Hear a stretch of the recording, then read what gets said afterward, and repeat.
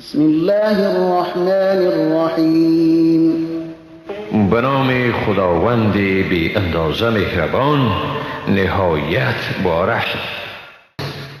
و من اهل الكتاب من ان تأمنه بقنطار يؤده إليك ومنهم من ان تأمنه بدينار لا يؤده إليك إلا ما دمت عليه قائما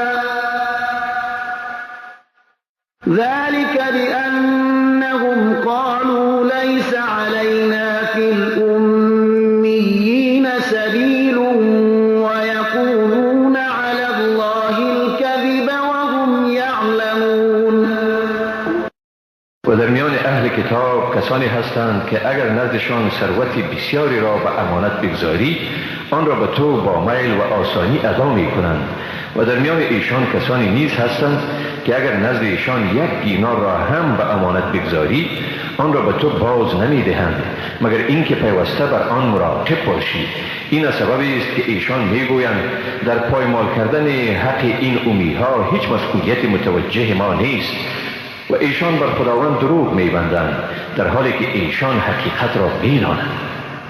بلا من اوفى بعهده واتقى فإن الله يحب المتقين.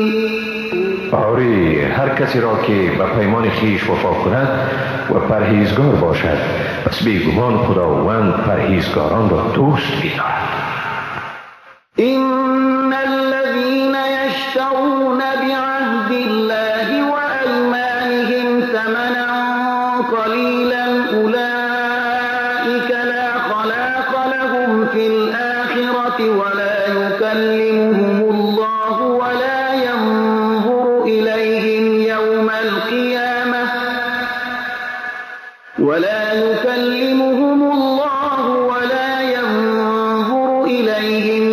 القيامة ولا يزكيهم ولهم عذاب أليم.